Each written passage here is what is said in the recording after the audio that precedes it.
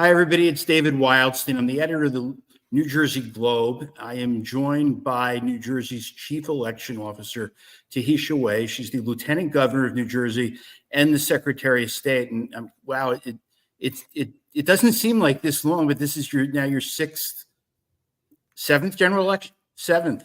Yes. Yeah, and it's just the reason we're talking today is it's important for voters to understand how the election works, all of the deadlines, all of what voters need to do to make sure that they can vote. I've heard you say a million times that there are it's never been easier to vote. And what I'd like to do is sort of talk about that, explain the different ways that people can vote and where how they do it and what they should do if they encounter any difficulties at all. So and we are into it. I mean, this is for those who are going to watch it later. We are live on October 10th. So we have 26 days left until the election. Already, LG, I think I'm right, 1 million votes, more than 1 million votes have already been received. Well, first of all, I just want to say thank you for having me, David. It's important. I always tell voters we want you to vote, the eligible voters, but we also want you to be educated and informed. And given this is Voter Education Week, this is a great time and conversation to have now. Vote by mails. Already there's been about the 1 million, requests for the VBMs, and we are already at 29% of those have been returned. So give or take about 291,000 New Jerseyans have already cast their ballots since yesterday. Yeah, I mean, that is a number that just seems to be on an upward trajectory in New Jersey. So why don't we start with the basics? We always have to remind people you have to be registered to vote. And I think a deadline is coming up fairly soon on that. Yes, it is October 15th. And, there's just several reminders, that I would just want to discuss in terms of voter registration. We have online voter registration at our main portal, vote.nj.gov. By 11:59 p.m., you can complete your online voter registration. I've always, my team and I, we've been reminding voters to check their voter registration too. So those who are 17 years old, who will be 18, they can vote on Election Day. And also the friendly reminder that those who are serving parole and probation now can register to vote. So there'll be in-person voter registration online. You can do that through your website, and we'll mention the URL as frequently as you want. I sure will. Got to list vote.nj.gov up plenty times. And they can go to their county election office. Yes, and that's where those who don't have the access to internet, they can complete their voter registration, and then they can return it to their county election officials. Okay. Mm-hmm. And what about, other ways? I've seen voter registration forms in a municipal clerk's office that somebody can go in there, but they don't want to leave that to the last minute, right? No, none of this should be left to the last minute. Everyone should make a voting plan. Okay, so they check their registration. What about people that have been registered at one address, but they've moved recently? How does a change of address work in terms of deadline is the same by the 15th to change an address? Correct. Same. And I'm thankful that you raised that, David, because oftentimes if you're moving, even if you're in the same county, right? And you move from town to town, you want to make certain that your voter registration is up to date so that you are going to be familiar with your polling location. So thank you for mentioning that. Yeah. So if somebody doesn't do a change of address on their voter registration, what should they do? They should, of course, update it. They can do it online or they can do it on the paper form.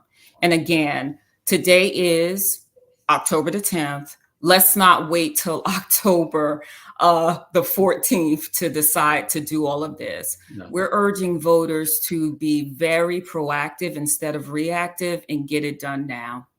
Okay. And if somebody forgets, they should go back to where they moved from. They're not going to be disenfranchised just because if they are a registered voter and they forgot to change the address, can they, if let's say they moved within the last 2 months, 3 months, 4 months, can they go back to their old polling place and still vote?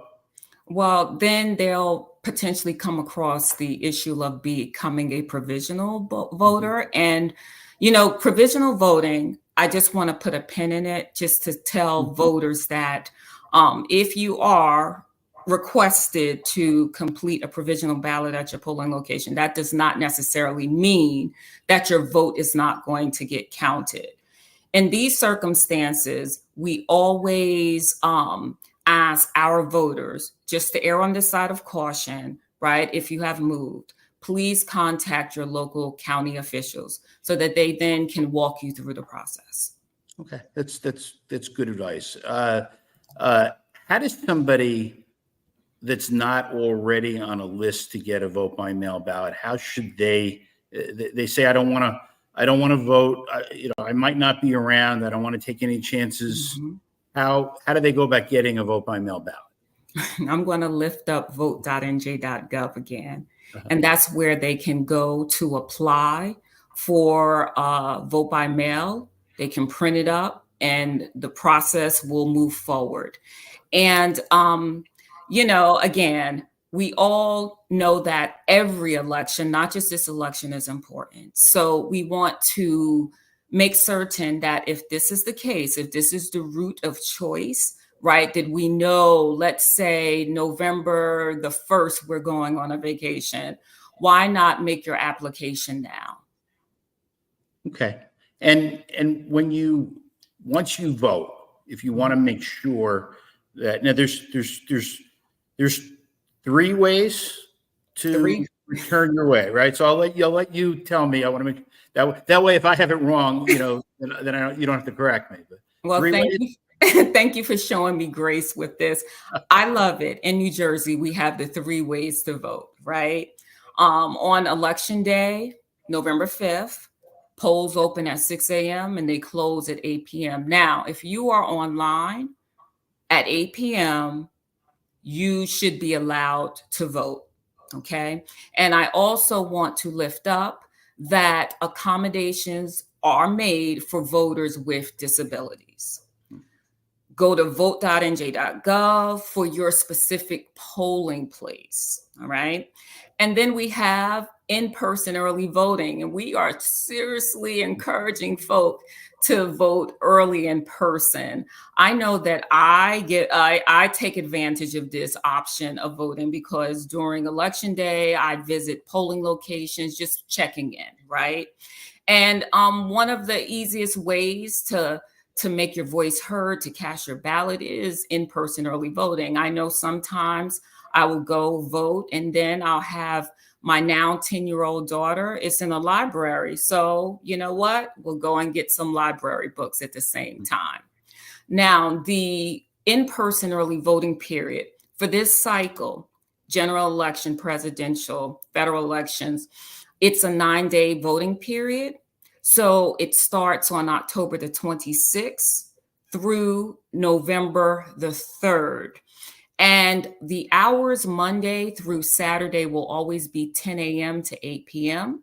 And Sunday is 10 a.m. through 6 p.m. No appointment is necessary. And again, accommodations will be made for the disabled population. I also want to lift up that, similar to how I often go to my early voting center, and it is a library. That's not my regular polling location. So please vote. Go to vote.nj.gov to confirm all of your county locations in which you can cast your ballot. And then finally, we were speaking about it, vote by mail, and the beauty behind New Jersey's vote by mail is that it's no excuse. You can mail your ballot back. You can return it at one of our secure ballot drop boxes. I believe we had an estimated 400 of those. Or you can return it in person at your county boards of elections. Okay. But you should not bring your vote by mail ballot to a polling place. Please don't do that. We allowed that during the pandemic in 2020. And I know a question which is often asked, and I think in the beginning, the top of our conversation, David, you pointedly asked the question about vote by mail return. I'm not being disrespectful of USPS. I know my National Association of Secretaries of State, we had a meeting with the Postmaster General, Joy, and meaning my team, our belief is that we should have our voters return ballots. There's no returning after October the 22nd. We're discouraging that, okay? Again, we want to be proactive instead of reactive. And the final thing that I want to say about voting by mail is that we have the track my ballot function at vote.nj.gov, which is a good tool so that, voters can have the trust and the confidence when they see that their vote by mail has been received. Right. And there are a lot of New Jerseyans that have signed up for this account. And you and I have been speaking about this since the 2020 election. Mm-hmm. Voters have got to take responsibility for their own vote. It's no different than, any other confirmations we do in the normal course of our life to make sure that we just don't assume that that everything is moved smoothly. So you can go onto your website and sign up for a Track My Ballot account, and that will allow people to check and make sure that their ballot's been received. Correct. Yeah. It's one of the, innovative tools which really has increased the numbers, as you noted. And at the same time, again, you have that trust factor that I have returned my ballot. And we always say to our voters, vote, sign, seal, return. And I also want to mention the signing of the ballot. Please, voters out there, do make certain that your signature is consistent with your voter registration signature. Yeah. And if you get something called a cure letter from a county election official, I tell people don't throw it away, don't treat it as junk mail, but explain maybe what the cure letter is and what that means. Yes, again, when we're talking about the inconsistencies with signatures, that's when you're able to cure, right, your vote by mail. And voters are given, they have to provide, they'll receive a request, right, to cure that ballot. And they have to return it, I want to say November the 16th, back to the county boards of elections. But again, if you voted, if you signed, right, if again, you didn't even sign your vote by mail, these things you wouldn't have to receive a cure letter. Right. You just want to be very meticulous, right? Another thing I just also want to lift up. There are some counties, right, with all elections, with their vote by mails, that it will be a second side, the back side of the ballot, where you still need to vote perhaps for some of your local candidates. So I just ask voters to be very mindful of both sides, because you want to have that completeness from the presidential race up into your local candidates too, ensuring that your voice is heard on all fronts. And voters have a lot of options to make sure to advocate for themselves, that they're not Mhm. disenfranchised at the polls. One of the options is if somebody gets to a polling place and they don't have your name, it doesn't mean be sent away. It doesn't mean walk out and go home defeated. You can ask for a provisional ballot. You could ask to go before a judge, and you could do that remotely. Correct. And that's why I'm thankful, we've partnered up. We look at elections as being a team, and we make certain that we have the cross links to, like, let's say, the Attorney General's office, just so that voters will know their voting rights, right? To call, be able to go in front of a judge, right, and make their case in terms of being allowed to vote. And I again want to double down in the provisional voting. Look, do not be discouraged if a poll worker says, "Ma'am, sir, you can complete a provisional ballot." That provisional ballot is just a verification to ensure, right, that you are eligible to vote in this election. So please do not be discouraged about provisional ballots. But at the same time, and I think that you have really lifted this up, David, during this conversation, like with any aspect of all we do as people, we need to make certain that we have our plans in how we're going to vote. We want to make sure that we know if we're moving or if we have moved. Well, let me just call my county election officials just so that they are clear of my move, any change in life circumstance for you. That's what we're supposed to do, right? So that when we get to a November 5th or leading up to November 5th, all of our I's are dotted, our T's are crossed, because, voting is a sacred right to each and every one of us. So we want to ensure that our voice is heard and our ballot is cast. Yeah, and I see it every election. I'm sure it happens more often than what I see, but Mhm. sometimes something happens on election day. You may wake up and you're ill and you can't go to the polls, but you don't want to miss the election. Uh, there are ways to still be able to vote, aren't there? Well, that's why we have early voting, Yeah, right? I know we can't have a forecast as right. to if we're going to wake Yeah, up in the morning, and if we are ill or anything like that. yeah, But there are different options that we can use in yeah. New Jersey to ensure that our voice is heard in all elections. Yeah, I mean, and it's not optimal, and people shouldn't rely on it. But God forbid somebody. I remember. I don't remember if it was the primary this year or the general last year. Somebody was taken to the emergency room during the night. They had planned to vote in person, and they wanted to vote. They were in the hospital, and they wanted to vote. And they sent a family. They filled out the form. They sent a family member Mhm. to the county board of election clerk. I don't remember if it's the clerk. You go to the clerk's office or the board of elections, but you can be a messenger of that ballot, bring it to your family member, have them vote, and then bring it back.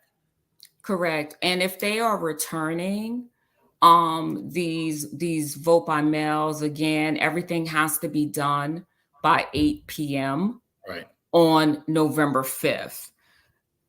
If you are going to return Yeah. your vote by mail ballot on November 5th, please make sure it's postmarked, Yeah. for November 5th. And also, if you are going to apply last minute for a vote by mail, you have to do that in person. And the deadline for that is November the 4th by 3 p.m. Okay. I mean, it's just this is really where we're going on this, which is that it is easy to vote. It is easy to vote, but again, I tell voters this all the time. Please make sure you're educated on this state's process.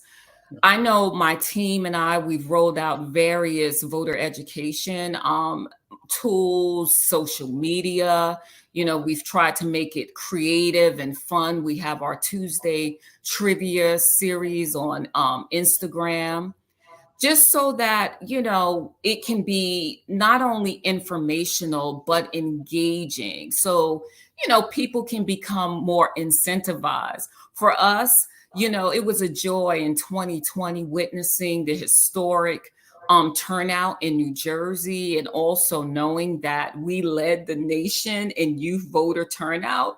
Yeah. So the goal is to be on that same par or even better, because there's just no excuse here in New Jersey with the 3 different ways for all eligible voters to cast their ballots. And we also enjoy, bringing folk to the poll worker bench too. And if I can just lift up, the counties have been phenomenal in all that they do. I really have to give them a shout out, all of the election officials.